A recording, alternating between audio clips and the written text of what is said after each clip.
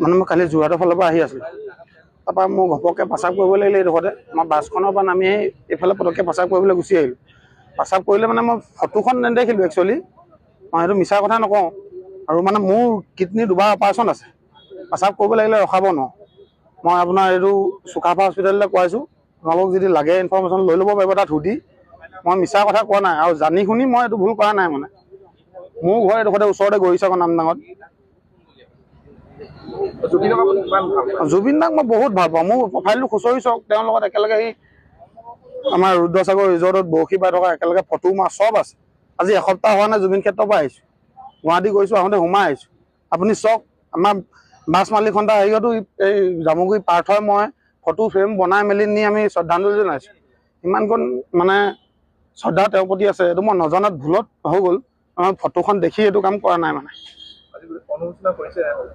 এইটো ভুল হৈছেতো এতিয়া অনুশোচনা হ'বই মই মানে ৰাইজে যিটো বিচাৰিছিলে মই সেইটো কৰি দিলোঁ কিন্তু মোৰ গাত অকণো একদম মই অন্তৰৰ পৰা কৈছোঁ মোৰ 1% ভুল নাই মই মানে মন নকৰিলোঁ গাড়ীখন পৰা ঘপককৈ ৰ'দত নামি দিলোঁ নাই নামি দিওঁতে মানে মই ৰ'দৰ পোহৰত পম্পিব নোৱাৰিলোঁ একচুৱেলি নহ'লে এইটো ভুল কৰা মানুহ মই নহয় চাওক আমাৰ জাজি যি অভাৰব্ৰিজ আছে সেই অভাৰব্ৰিজৰ তলত আমাৰ প্ৰাণৰ শিল্পী আমাৰ মৰমৰ শিল্পী আমাৰ হিয়া আমঠুৰ এখন তাত ছবি অংকন কৰা আছিল আমাৰ জুবিনদাৰ আৰু আমি দেখিবলৈ পালোঁ যে সেই ছবিখনত কোনোবা এজন অচিনাক্ত যুৱকে তাত পেচাব কৰি আছে গতিকে বাৰে বাৰে আমাৰ জুবিনদাৰ লগত খেলা কৰি আছে আমি বুজি পোৱা নাই সৌসিদিনা আমি গুৱাহাটীত দেখিলোঁ যে আমাৰ হিয়াৰামঠুৰ জুবিনদাৰ ছবি অংকন কৰি ৰখা হৈছিল এখন মুচি পেলোৱা হৈছে তাৰপিছত দেখিলোঁ যোৱাকালি দেৰগাঁৱত দেখিলোঁ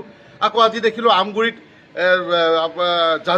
জাজি আমগুৰি যিখন ব্ৰিজ আছে ব্ৰিজৰ তলত যিখন আমাৰ হিয়াৰামঠুৰ যিখন ছবি অংকন কৰা আছিলে তাৰ তলত কোনোবা এজন অচিনাক্ত যুৱকে পেচাব কৰি আছে গতিকে এইবিলাক কিন্তু সহ্য কৰা নহ'ব আৰু যিজন যুৱকে তাত পেচাব কৰিছিলে হয় তেখেতৰ এই মগজ বোলা বস্তুটো নাই কাৰণ ইমান 420 বা নীলজ ইমান থাৰ্ড ক্লাছ মেণ্টেলিটি মানুহ আমি পৃথিৱীত দেখা নাই তেওঁ দেখিব লাগিছে তেওঁ মুখৰ আগত দেখিছে যে আমাৰ তাত হিয়াৰামঠুৰ ছবিখন অংকন কৰা আছে আৰু তেওঁ পেচাব কৰি আছে গোটেই ভিডিঅ' ভাইৰেল হৈ আছে ভিডিঅ' ছ'চিয়েল মিডিয়াত ভাইৰেল হৈ আছে গতিকে এটাই কথা আমি স্পষ্ট ভাষাৰে ক'ব বিচাৰিছোঁ আমাৰ প্ৰশাসনক আমাৰ আমগুৰি অচিচক আমি এটা কথা ক'ব বিচাৰিছোঁ গৰিচাগৰ অচিচক এটা কথা ক'ব বিচাৰিছোঁ যে অতি শীঘ্ৰে 24 ঘণ্টাৰ ভিতৰত এই ধুৰন্ধৰ যুৱকজনক যদি গ্ৰেপ্তাৰ নকৰে দৃষ্টান্তমূলক শাস্তি যদি প্ৰদান নকৰে কিন্তু কথা বেয়ালৈ যাব কথা ভাল নহ'ব চিধা যিটো কথা স্পষ্ট কথা কাৰণ আজিলৈকে আমাৰ হিয়া আমঠুৱে আমাৰ জুবিনদাৰ ন্যায় পোৱাই নাই এইখন চৰকাৰে ন্যায় দিব পৰাই নাই আৰু ন্যায় নোপোৱা আগতেই ক'ৰবাত দেখিছোঁ আমি আমাৰ তেখেতৰ ছবি মুচি পেলোৱা হৈছে ক'ৰবাত দেখিছোঁ তেখেতক কিবা কৰি পেলোৱা হৈছে গতিকে এইবাৰ দেখিলোঁ আমাৰ জাজি যিখন ব্ৰিজ আছে ব্ৰিজৰ তলত যিখন ছবি আছে তাত পেচাব কৰা হৈছে গতিকে এইবিলাক চব চিধা কথা স্পষ্ট কথা সহ্য কৰা নহ'ব গতিকে আমি শিৱসাগৰ জিলাৰ প্ৰশাসনক আমি এটা কথা ক'ব বিচাৰিছোঁ আমগুৰি প্ৰশাসনক এটা কথা ক'ব বিচাৰিছোঁ গৰিচাগৰ প্ৰশাসনক এটা ক'ব বিচাৰিছোঁ যে 24 ঘণ্টা সময় আমি অসমীয়া যুৱক বান্ধি দিছোঁ যদি 24 ঘণ্টাৰ ভিতৰত কোনো বিহিত ব্যৱস্থা এই যুৱকজনৰ ওপৰত নল'ব কিন্তু পৰিৱেশ পৰিস্থিতি বেয়ালৈ যাব চিধা কথা স্পষ্ট কথা কাৰণ জুবিনদাৰ ক্ষেত্ৰত নৌ কম্প্ৰমাইজ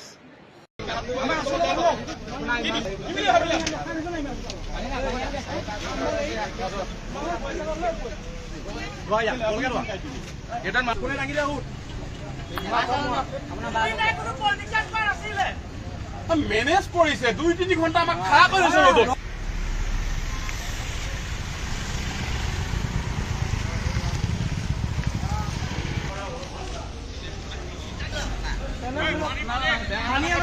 বেয়া কথা নকবি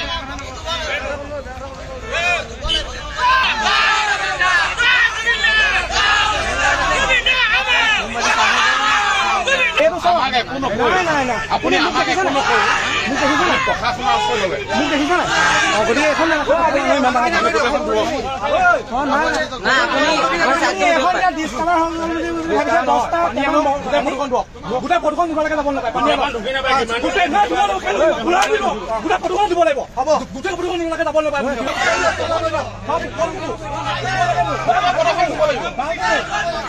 বেয়া কথা নক'ব। এইবোৰ ইয়াত ইমান দেৰি ল'ৰাক ৰখাই কি আপুনি ধেমালি পাইছে? আপুনি কি কাৰোবাক মেনেজ কৰি পেলাই ইমানেই ফোন আহিছে আমালৈ আছো জেনেৰেল ছেক্ৰেটাৰীয়ে ফোন কৰিছে।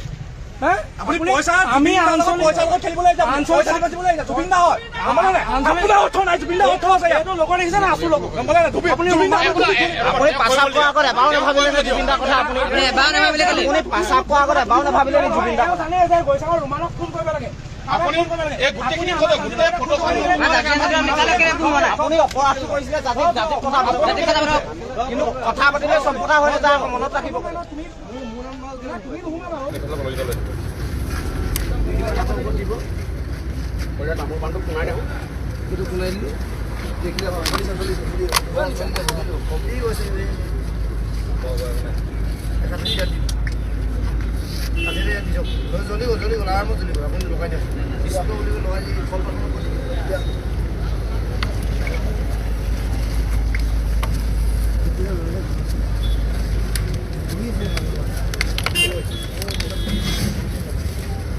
মানে মই কালি যোৰহাটৰ ফালৰ পৰা আহি আছিলোঁ, তাৰপৰা মোৰ ঘপককৈ প্ৰস্ৰাৱ কৰিব লাগিলে এইডোখৰতে। মই বাছখনৰ পৰা নামি এইফালে পটককৈ প্ৰস্ৰাৱ কৰিবলৈ গুচি আহিলোঁ।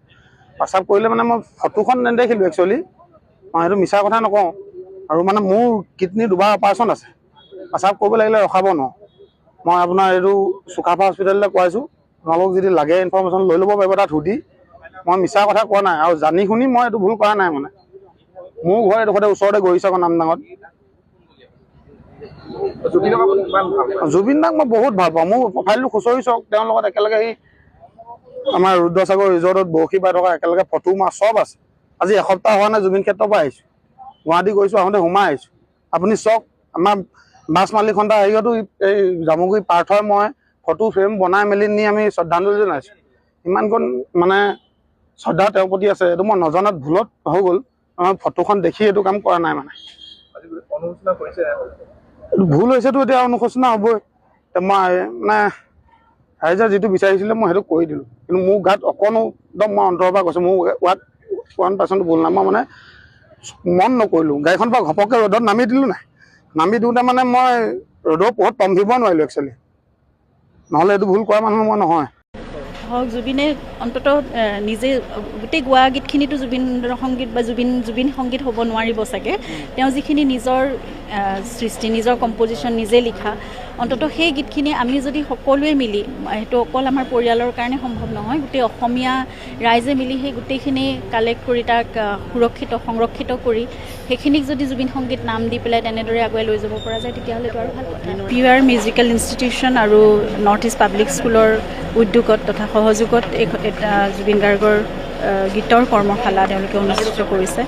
গতিকে নতুন প্ৰজন্মৰ মাজলৈ জুবিনৰ সৃষ্টিৰাজিক কঢ়িয়াই নিয়াৰ যিটো প্ৰচেষ্টা প্ৰশান্ত ৰাজখোৱাই কৰিছে তেওঁৰ নেতৃত্বত, সেই কথাটো খুব ভাল লাগিছে দেখি। আৰু একদম অকণমানি মানে 5 বছৰীয়া 6 বছৰীয়া ল'ৰা ছোৱালীৰ পৰা প্ৰায় ক্লাছ 10 মানলৈকে হয়তো আছে ল'ৰা ছোৱালীখিনি, সকলোৱে এই প্ৰাণৰ শিল্পীক তেওঁৰ সৃষ্টিৰাজিক বুজি পাই পেলাই আগুৱাই লৈ যোৱাটো, ইয়াৰ চৰ্চা হোৱাটো, প্ৰচাৰ প্ৰসাৰ হোৱাটো, সেইটোৱে ডাঙৰ কথা। তেওঁলোকে যে এই গীতখিনি শিকিব, ইতিমধ্যে বহুতে হয়তো তেওঁৰ গীত গায়েই, কিন্তু তেওঁলোকে ভালদৰে শিকি লৈ খুটি নাটি মাৰি কথাবোৰ, জুবিনৰ গীতৰ উচ্চাৰণ কেনেকুৱা আছিল, তেওঁৰ অসমীয়া উচ্চাৰণ কেনেকুৱা, সেই কথাটোতো খুবেই নিখুঁত। গতিকে সেই কথাবোৰ মন দিবলগীয়া, শব্দৰ প্ৰক্ষেপণ কেনেকুৱা আছিল, ভাৱৰ প্ৰকাশ কেনেকুৱা আছিল, এই কথাবোৰো তেওঁলোকে শিকিব খুটি নাটি মাৰি। গতিকে গায়কীটো ভালকৈ শিকিব, তাৰোপৰি টেকনিকেল দিশবোৰ শিকিব। গতিকে এই কথাবোৰে মই ভাবোঁ সঠিক দিশত আৰু নিখুঁতভাৱে জুবিনৰ সৃষ্টিৰ চৰ্চা হ'ব আৰু নতুন প্ৰজন্মৰ মাজলৈ সেইখিনি আগবাঢ়ি গৈ থাকিব। সেইটোৱে আমাৰ কাৰণে আটাইতকৈ ডাঙৰ ইতিবাচক কথা, যে এজন শিল্পীক প্ৰজন্মৰ পৰা প্ৰজন্মলৈ কঢ়িয়াই যে লৈ যাব তেওঁৰ সৃষ্টিৰাজিৰ মাজেৰে প্ৰতিটো প্ৰজন্মই, তেনেদৰে তেওঁ থাকক, অমৰ হৈ থাকক নতুন প্ৰজন্মৰ মাজত। তেওঁৰ আদৰ্শখিনিক, তেওঁৰ যিখিনি বিশ্বাস, এই সকলোবোৰ, তেওঁৰ সাধনাৰ চৰ্চাবোৰ সকলোবোৰ আগবাঢ়ি গৈ থাকক। আৰু এতিয়া দেশে বিদেশে এই ল'ৰা ছোৱালীবোৰ পিছত গৈ প্ৰতিষ্ঠিত হ'ব, কিন্তু তেওঁলোকে ক'বলৈ সক্ষম হ'ব যে মই জুবিনৰ দেশৰ পৰা আহিছোঁ, মই জুবিন যুগৰ ল'ৰা ছোৱালী, গতিকে সেই কথাটোৱে আটাইতকৈ ডাঙৰ কথা। অভিনয়টো আগতে ৰাজগড়ত আছিল, সেয়া ভাড়াঘৰ আছিল, কিন্তু এতিয়া জুবিনৰ যিহেতু জোনালীৰ ষ্টুডিঅ'টো তেওঁ খুব প্ৰিয় ঠাই আছিল আৰু সেই জেগাখিনি সৰব হৈ থকাটো মই বিচাৰিছোঁ নিজে, আৰু তেওঁ মই জানো তেওঁ খুব ভাল পাব। সৰু সৰু ল'ৰা ছোৱালীবোৰৰ যেতিয়া তাত সঘনাই অহা যোৱা হ'ব, তাত তেওঁলোকৰ পদক্ষেপ থাকিব, তেওঁলোকৰ উপস্থিতি থাকিব, সেই জেগাটো পূৰা মুখৰ হৈ থাকিব। সেইকাৰণে সেইটো ভাবিয়ে আমি ৰাজগড়ৰ পৰা এতিয়া জোনালীলৈ অভিনয় শ্বিফ্ট কৰিছোঁ। তাত নতুনকৈ সাজু কৰি লোৱা হৈছে, বনাব লগা হৈছে অলপমান, সেইখিনি তৈয়াৰ কৰি লৈছোঁ। 6 তাৰিখৰ পৰা আমাৰ অভিনয়ৰ ৱৰ্কশ্বপ আৰম্ভ হ'ব। নৃত্য, গীত আৰু নাটকৰ কৰ্মশালা যিদৰে প্ৰতি বছৰে হয় আৰু প্ৰডাকশ্যন বেছড হয় আমাৰ, গতিকে 27 তাৰিখে আমি মাধৱদেৱ যিটো প্ৰেক্ষাগৃহ আমি সেয়া বুক কৰিছোঁ। আমাৰ গীত, নৃত্য, নাটকৰ অনুষ্ঠান হ'ব আৰু 2টা গ্ৰুপত আমাৰ হয়, 6 বছৰৰ পৰা 10 বছৰ আৰু 11 বছৰ পৰা 15 বছৰ, তেনেদৰেই হ'ব এইবাৰো।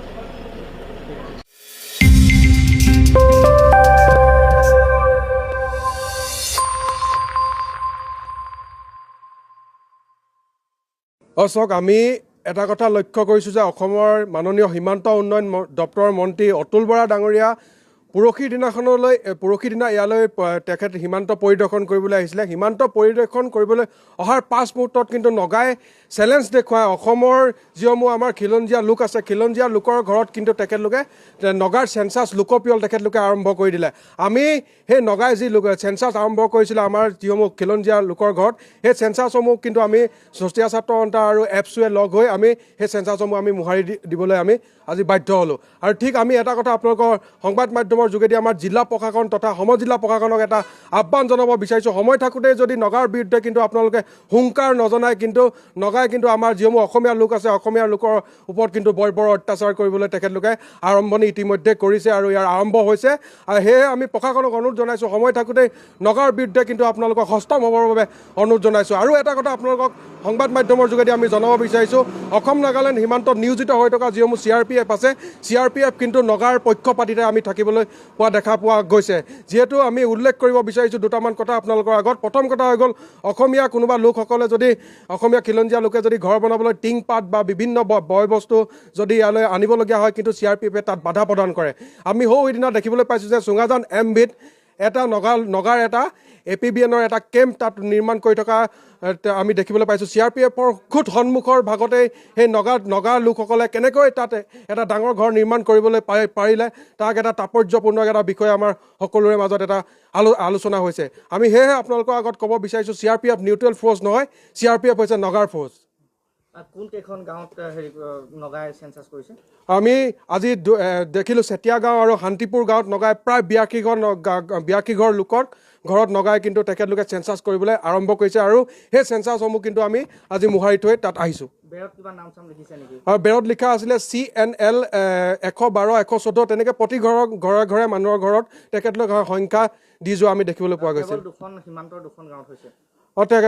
তেখেতলোকে প্ৰথম পৰ্যায়ত সীমান্তৰ 2খন গাঁৱত আমি কৰা দেখিবলৈ পোৱা গৈছে। আৰু আমি এটা কথা আপোনালোকক জনাই দিব বিচাৰিছোঁ, যিসমূহ গাঁও তেখেতলোকে দাবী কৰে আৰু যিসমূহ গাঁৱত নগাসকল আমাৰ ইয়াত বসবাস কৰি আছে, সেইখিনি কিন্তু তেখেতলোকে ভৌগোলিক মেপত আজিলৈকে তেখেতলোকে সাল সলনি কৰিব পৰা নাই। যিহেতু আপোনালোকে GPS মেপত যদি ফটো মাৰিবলৈ যায়, তাত দেখিব আপোনালোকে গোলাঘাট অসমেই দেখিব বা উৰিয়ামঘাট অসমেই তাত দেখা পোৱা যায়, কিন্তু নগাই যিসমূহ গাঁও আজিলৈকে গঠন কৰি তাত সোমাই আছে, সেইখিনি কিন্তু আমাৰ অসমৰে ভূমি। আৰু নগাৰ আৰু এটা বস্তু চকু পৰি আছে, অসমৰ যিসমূহ মাটিত খেতি মাটি হৈ থকা দেখিবলৈ পোৱা যায়, নগাই তাত হেণ্ড চকু ইতিমধ্যে দিছে। আৰু আপোনালোকে দেখিছে আজি বিভিন্ন সময়ত নগাই তাত কৰ কাটল টেক্স আদি সংগ্ৰহ কৰি আছে। সেয়ে আমি প্ৰশাসনক অনুৰোধ জনাইছোঁ, আপোনালোকে চকু মুদা কুলিৰ ভাও নধৰি আপোনালোকে সময় থাকোঁতেই এইখিনি আপোনালোকক নিষ্পত্তি কৰিবৰ বাবে আমি অনুৰোধ জনাইছোঁ। 6 জনগোষ্ঠীৰ নেতাসকলক কৈছোঁ, কিমান দিন আৰু আপোনালোকে এনেকৈ চৰকাৰৰ আঙুলিৰ নিৰ্দেশত উঠা বহা কৰি থাকিব? বৰ বেয়া দেখা হৈছে, আপোনালোক জকাৰত পৰিণত হৈছে। এই যে আপোনালোকৰ হুংকাৰ, অস্থিৰ কৰি দিম, ৰাজপথ জ্বলিব, এইবোৰ এতিয়া এটা জাতীয় কৌতুকত পৰিণত হৈছে।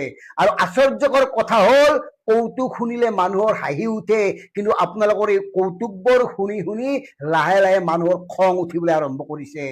এইকাৰণে কথাটো ক'লো, বিভাগীয় কেন্দ্ৰীয় মন্ত্ৰী জুৱেল ওৰামে ঘোষণা কৰিলে অনাগত বৰ্ষাকালীন অধিৱেশনত জনজাতিকৰণ সম্পৰ্কত কোনো আলোচনা কৰা নহয়। আৰু তাৰ পিছতেই জনগোষ্ঠীয় নেতাসকলে হুংকাৰ দিছে, ৰাজপথ জ্বলি উঠিব, চৰকাৰক শান্তিৰে চলিব নিদিয়ে, এনেকুৱা একাধিক সংলাপ তেওঁলোকে দিবলৈ আৰম্ভ কৰিছে। আৰু একাংশ নেতাই সাধাৰণ জনতাক ব্যৱহাৰ কৰি জনজাতিকৰণৰ আন্দোলনটোক ব্যৱসায়ত পৰিণত কৰিছে। তেওঁলোকৰ লোকচান নহয়, তেওঁলোকে সমাজত আগস্থান পায়, বিভিন্ন ধৰণৰ তেওঁলোকৰ লগত বুজাবুজি হয় আৰু তাৰ পিছত হঠাৎ মনে মনে থাকে। নিজেই মন কৰক, কিমান দিন হ'ল এই দাবীত আন্দোলন কৰি অহা, কিমান বছৰ হ'ল। মাজে মাজে এওঁলোকে হুংকাৰ দিয়ে, চৰকাৰৰ লগত আলোচনাত মিলিত হয় আৰু নিৰ্বাচনৰ আগত ফুজ হৈ পৰে, এওঁলোক নিৰ্লিপ্ত হৈ পৰে, এওঁলোক উদাসীন হৈ পৰে, এওঁলোক অতি শান্ত হৈ পৰে। ইয়াৰ ৰহস্য কি? কিমান বছৰ হ'ল, কিমান দিনৰ পৰা শুনি আহিছো, অথচ আজিলৈকে একো নহল। কিয় নহল?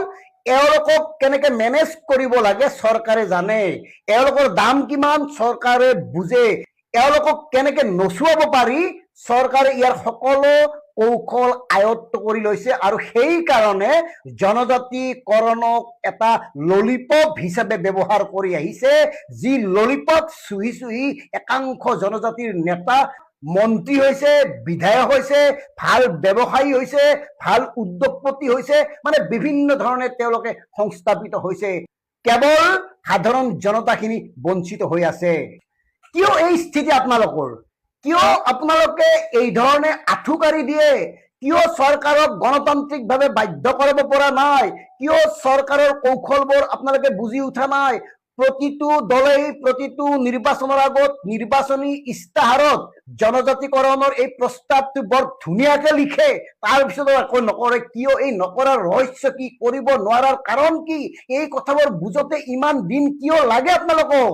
কংগ্ৰেছ বাদ দিলো, অসম গণ পৰিষদ বাদ দিলো, বিজেপিয়ে 3টা কাৰ্যকালৰ কাৰণে শাসনৰ বাগজৰি ললে, অথচ এই 3টা কাৰ্যকালত এটাতো একোডাল নহল কিয়? তেওঁলোকেতো কৈছিল মানে মন্ত্ৰীগতে প্ৰতিবেদন প্ৰস্তুত কৰি কেন্দ্ৰত দাখিল কৰিছে, অথচ কেন্দ্ৰৰ বিভাগীয় মন্ত্ৰী জুৱেল ওৰামে ক'লে সেই মন্ত্ৰীগতে প্ৰস্তুত কৰা প্ৰতিবেদন কেৱল বিবেচনাধীন হৈয়ে আছে। মানে ইমান দিন কি আছিল? ললিপপ। কথাবোৰ নিজেই চিন্তা কৰক প্ৰিয় দৰ্শক। আমি কিমান আন্দোলন দেখিলো, হাজাৰ হাজাৰ সাধাৰণ জনতা ওলাই আহিল, এইসকল নেতাৰ পিছফালে তেওঁলোকে কেৱল জিন্দাবাদ জিন্দাবাদ ধ্বনি দি থাকিল, তেওঁলোকে কেৱল নিজৰ প্ৰাপ্য অধিকাৰৰ দাবীত শ্লোগান চিঞৰি থাকিল। এই সাধাৰণ মানুহখিনিক কিয় এনেধৰণে বিত্তে কৰা হৈছে? কিহৰ কাৰণে চৰকাৰে এনেকৈ আপোনালোকক নচুৱাব পাৰিছে? আৰু মন কৰক, এই জনজাতীয় সংগঠন সমূহৰ মাজতে ঐক্যতা নাই, বিভিন্ন জনগোষ্ঠীয় সংগঠনৰ মাজত লবি আছে, কোনোবা যদি এইটো ফৈদ, কোনোবা সেইটো ফৈদ। গতিকে এনেকুৱা একাধিক জনগোষ্ঠীয় সংগঠনৰ বাবেই চৰকাৰে এই সুযোগ গ্ৰহণ কৰি আহিছে, কাৰণ চৰকাৰে জানে এওঁলোকৰ সীমাবদ্ধতা কিমান, এওঁলোকৰ প্ৰয়োজন কিমান, এওঁলোক কিমানত সন্তুষ্ট হয়। গতিকে ডিকিবি ফেক্টৰ স্পষ্ট কথা, জনজাতিকৰণ কৰিব নোৱাৰাৰ কাৰণ আৰু কাৰক কি সম্পূৰ্ণ বিশ্লেষণ কৰক, আৰু নিজস্ব স্বাৰ্থ সিদ্ধিৰ বাবে জাতি স্বাৰ্থক বলিদান নিদিব। নিজস্ব লাভালাভৰ বাবে জাতিসত্তাক এনেকে বাৰে বাৰে বিক্ৰী কৰি নাথাকিব। আমি আজি আকৌ কৈছো, কেইদিনমান আকৌ জ্বলিব, আকৌ আহয়া অলায়া, আকৌ আছে হেংদাং, লোৱা নাই ললে হেংদাং, ৰক্ষা নাই, এইবোৰ শ্লোগান উভৈনদী হব। লাহে লাহে সময় গৈ থাকিব, নিৰ্বাচনৰ পূৰ্বে আকৌ মৌনতা অৱলম্বন কৰিব, আকৌ তেওঁলোকে চৰকাৰৰ লগত বহি বুজাবুজি হব, সাধাৰণ জনতাক কব এইবাৰ জনজাতিকৰণ হব, আপোনালোকে নিশ্চিন্ত থাকক। এনেকে গৈ থাকিব সময়, আৰু এনেকৈ একাংশ নেতা মন্ত্ৰী হব, বিধায়ক হব, ভাল উদ্যোগপতি হব, ব্যৱসায়ী হব, আৰু সাধাৰণ মানুহখিনি প্ৰতাৰিত, উপেক্ষিত, বঞ্চিত হৈয়ে থাকিব। গতিকে ইয়াৰ পৰা পৰিত্ৰাণৰ উপায় কি সাধাৰণ মানুহখিনিয়ে চিন্তা কৰক। শেষত কৈছো, সঁচাকৈয়ে যদি আপোনালোকৰ জাতিৰ প্ৰতি ভাল পোৱা আছে, সঁচাকৈয়ে যদি আপোনালোকৰ দাবীত অটল সুদৃঢ়, তেতিয়াহ'লে কোনো কাৰণত নিজকে বিক্ৰী কৰাৰ সুযোগ গ্ৰহণ নকৰিব। জাতিৰ স্বাৰ্থত আপোচহীনভাৱে গণতান্ত্ৰিকভাৱে আন্দোলন কৰি এইখন চৰকাৰক বাধ্য কৰক, এটা নিৰ্দিষ্ট সীমা বান্ধি দিয়ক, সেই সীমাৰ ভিতৰত জনজাতিকৰণ কৰিবই লাগিব, যেনেকে কৰে কৰক, কাৰণ এওঁলোকে কৰিম বুলি ইমান দিন কেৱল আপোনালোকক ঠগাই আহিছে। কথাবোৰ চিন্তা কৰিব। ধন্যবাদ। জয় অসম।